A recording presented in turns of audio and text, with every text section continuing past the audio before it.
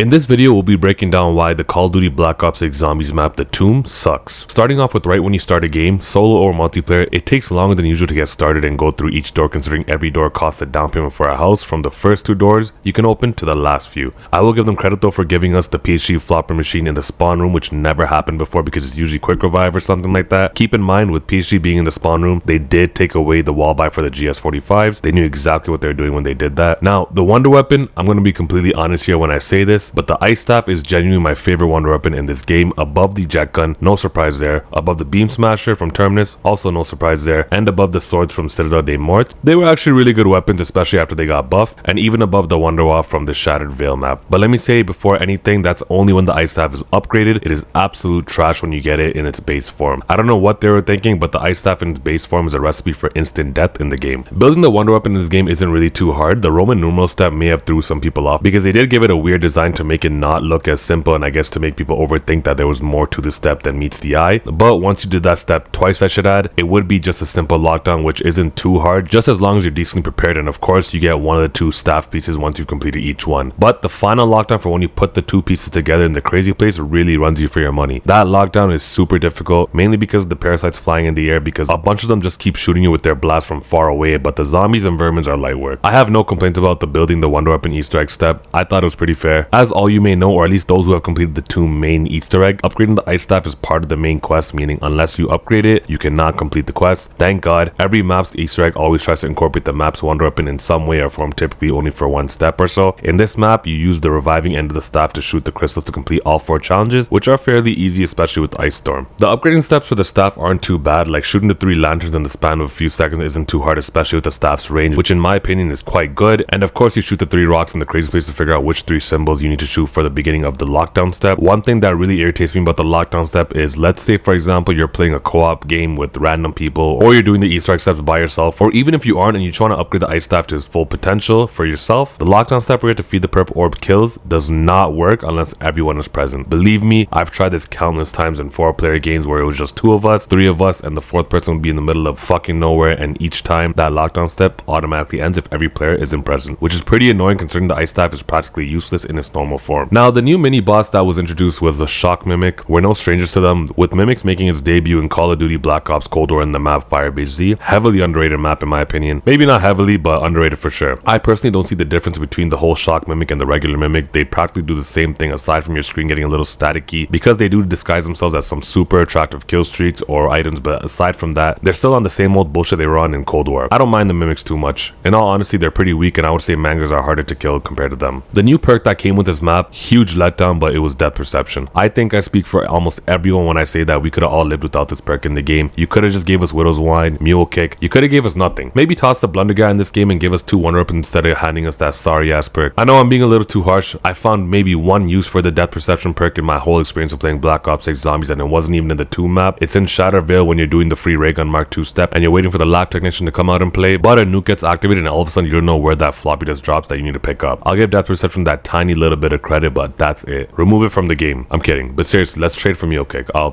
throw in some card points. The side Easter eggs, they're not really much to get into. Pretty standard free perk side egg, which every map has. You can also get the Ray Gun, free self revive and light mend ammo mod, free tier 1 pack, and Cairo freeze ammo mod. And then with that, depending on which level you do this next side egg at, you can freeze the waterfalls in the crazy place and get an ether tool from uncommon. But uncommon is, well, uncommon because by the time you get to the crazy place, you should be at the blue ether tool by that point, but depending on how late you do the step, you could even get up to a legendary ether tool, and you can only do this once with either the Cairo freeze ammo mod on a regular bullet weapon or with the ice staff. The one side egg which is just as hard as a boss fight that really stood out was the golden armor plates. For those of you who played Call of Duty Modern Warfare 3 Zombies, I'm sure everyone had their mixed opinions on that, but they did introduce some cool stuff in that mode, or maybe it wasn't good and we were just fiending for some more zombies content. But one of the things they did introduce in that game were the golden armor plates. These plates were insane. They regenerated your armor automatically over time whether you have plates or not, and it would typically take about 21 seconds to regenerate the full 3 plate, which you automatically get once completing a literal deathmatch against 3 elite zombies twice. I'll be honest, I don't ever really do the golden armor side egg whenever I play the Tomb. It's mainly because I'm scared. You need to go into this fight with pack 3 weapons and also legendary rarity 2 at that, and unless you have gobblegums at your disposal, specifically ultra ones, which I doubt, unless you've cracked and purchased the gobblegum packs, in that case I don't blame you because you get rewarded ultra gobblegums almost about never. But the point is, to get pack 3 weapons and legendary rarity without gums, it's going to take about at least until round 30, which is a long time and a lot of work just for you to start this challenge and get get clapped in a few seconds. Not worth it. If you were to still attempt it, I would advise giving it a go from like round 21 to 27, just so you're not delaying your run too much if you're going for the boss fight. After that, it gets crazy, and before that, you're dead. Before I get into the boss fight, this map overall is pretty big, but at the same time, there's not much to it, if that makes sense. The portal you use to travel to the crazy place where quick revive is huge, very spacious, but aside from the portal being there and then jumping across a whole lot of rocks to where the quick revive perk machine is, again, not really much there. More nothingness than anything, and now that I think about it, this map is actually not that big compared to Citadel des Morts, Terminus, Shattered Veil. Shattered Veil was straight up a fantastic map. But that being said, in the tomb, doors costing a fortune doesn't make it any better, and I sort of get why they did that, maybe because of the fact that there aren't too much doors in the map. But then again, when you do the math with how much doors are in the map Liberty Falls, it's roughly about 3 to 4 if you're going one route, and the doors are nowhere near as costly except for the last door to the church, which I believe is 2k to 2.5k. Regardless, making every door that amount in the tomb was absolutely bonkers. And yeah, the map definitely had a lot of potential but did not live up to it. The crazy place just seems unnecessary, aside from the fact that you can fast travel to the 4 corners of the map, because aside from Pack-a-Punch being there, there's nothing really there. Well, I guess Jug. Jug is everything. Lastly, when it comes to the boss battle, I'm sure it came as a surprise that we would end up fighting this little artifact, makeup mirror, or whatever you want to call it. This boss battle, in my opinion, is definitely the hardest out of the 5 maps that we already have. I just didn't like the fact that for this boss fight, it eliminated a big chunk of guns that are practically useless against it when shooting the artifact. I'm okay with it being more difficult, but when you say guns like the Stallion 4th, or even a wonder weapon like the ray gun is semi-useless against this boss fight, that really sucks, especially if you get a gun like the ray gun during your run, because it is very powerful and can help out with a lot of the Easter egg steps or even side eggs like the golden armor plates. But then again, obviously you don't want to find yourself upgrading a gun that you're better off getting rid of eventually when you start the boss fight. So that was a little bit of a letdown, and as I was saying, not counting the strat many people use for the boss fight where they just stay prone with the ice staff right beside the artifact and then keep killing zombies until it's time to shoot the boss, they get right to town. But if we don't count that, or even if we do, because at the second half of the boss fight where the mini bosses are holding the artifacts, the strat is useless. So regardless, this boss fight is very difficult unless you come with certain weapons like the ASG or Maelstrom, or an LMG or AR with the biggest magazine you could possibly put on it. But if you come in with the incorrect guns like ray gun or Stallion 4th, there's almost no chance of you making it out, and me saying almost is being generous. Now overall, my rating is based on many factors. The innovation of this map isn't really that great because A, it's an old wonder weapon that we've already used, and the mini bosses are also some that we've already seen in the past game, so a lot of reusing. This map does have some replay value, but only if you're playing with the team you're communicating with. If you're playing this map with randoms or trying to do the Easter egg without much communication, good luck. It's not going to be easy, but I do get that maps like Terminus and Citadel des Morts also do require a certain amount of cooperation to proceed through, so I'm not going to say it's specifically this map's issue. Easter egg design itself, I don't really have too much complaints, and that's because if there's anything that I would complain about, as ironic as it is that I say the boss battle is hard, but the Easter egg steps like doing the 4 challenges right before the boss fight are so easy. So I won't really say that that's a complaint, but yeah, I thought the Easter egg design was good. The layout of this map, I'm sure there's definitely some mixed opinions out there, but I would say it's a little like a mix of 9 and Origins in a weird way, but not completely. And I think after one game, it's pretty easy to navigate the map for yourself without being super confused. So I guess this map being not so big makes it not as confusing for new players and can give players a few fun runs. And of course, doing the side eggs like the golden armor plates make it all the more satisfying. But again, I don't think this map has a high replay value. This map, the Tomb, gets a score of 6.1 out of 10. Something about 6 flat didn't seem right. Anyways, I'm sure there's going to be a whole lot of stuff you probably don't agree with and a whole lot of stuff you probably do agree with, or you just disagree with everything I've said in the video. And with that being said, I'd love to hear your opinion on this map because I really wasn't a big fan of it myself, and I don't ever see myself going back to playing it again. And forget I said I was ever scared of doing the golden armor plates. I'm saying I'm not. Anyways, if y'all enjoyed this video, make sure to hit that like button and smash that subscribe button if you want to see more Call of Duty Zombies content, or even if you don't, still smash it. I won't tell anybody. And seriously, I would love to hear your input on this map, whether you love it or hate it, or if it's complicated, doesn't matter. Thank you all so much for watching, and who am I kidding, that golden armor challenge is terrifying. Okay, peace.